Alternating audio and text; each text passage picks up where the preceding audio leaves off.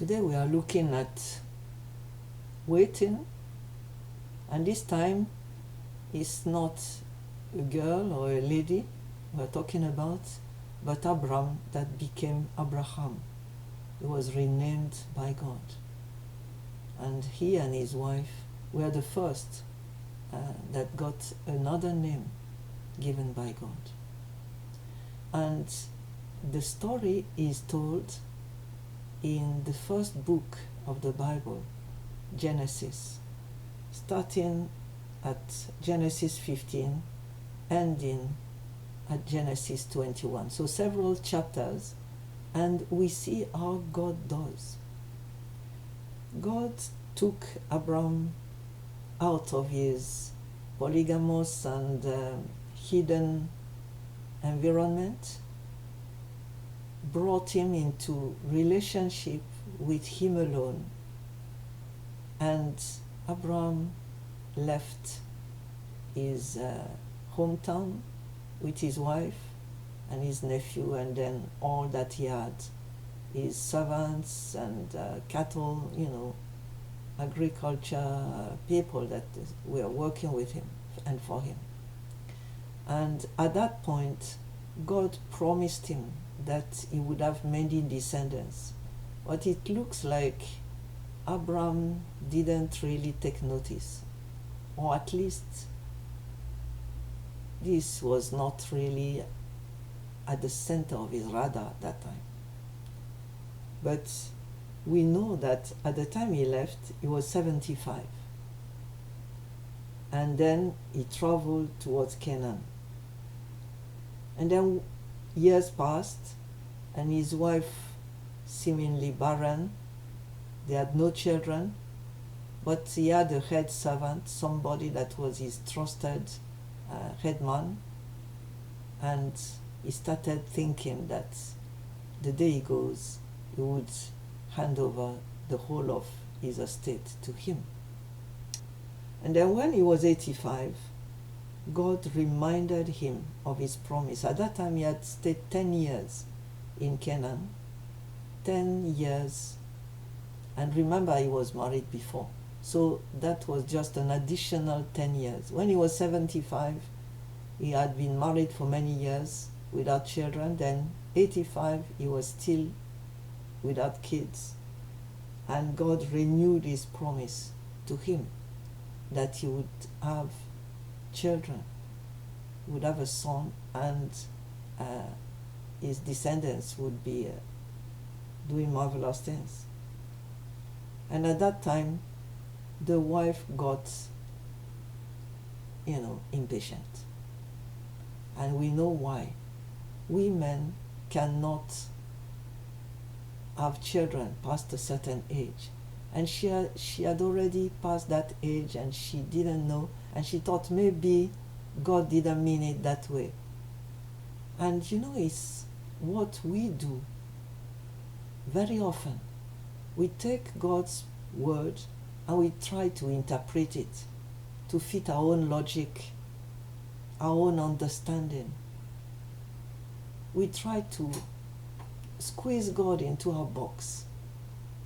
And that's what she did. She told him, well, God promised, and at that time it was common, if you cannot have children, to bring a second wife to your husband.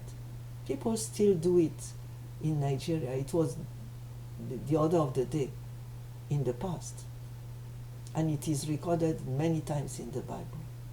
So she brought a servant, Agar, to her husband and said, well, God will probably give you a child through her. And it happened. She got immediately pregnant, and she became boasting. She had a big head now. She didn't feel like the servant anymore. She was in the arms of the husband. She thought it had arrived. And this didn't go well with Sarah. But that's not our story. And then Abraham thought that that was it. He had now a son, and he really cared for Ishmael. He was 86, he had that boy, and then his wife didn't get any children. They continued like that until when he was 99. Then God reminded him of his promise. And Abram told him, well, just bless Ishmael. And God said, no, it's not that. You are going to have a son of your own with your own wife. That's my plan. I'll bless Ishmael because Ishmael is there now.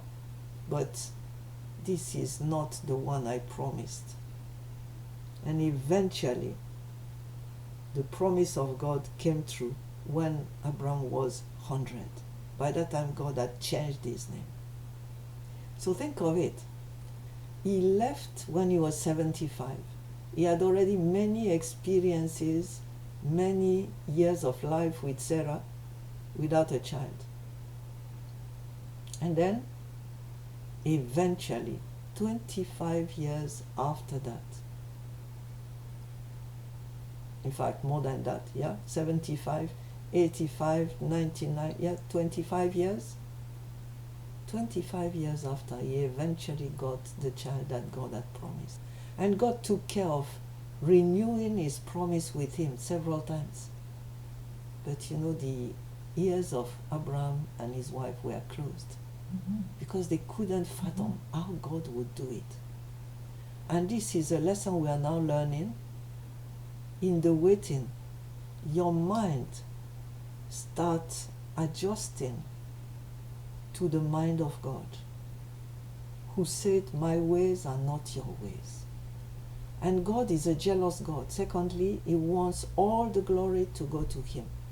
He doesn't want the normal to be attributed to people. He wants, whether it's in the normal or beyond the normal, he wants all glory to go to him. So when he does something for you, don't go and boast.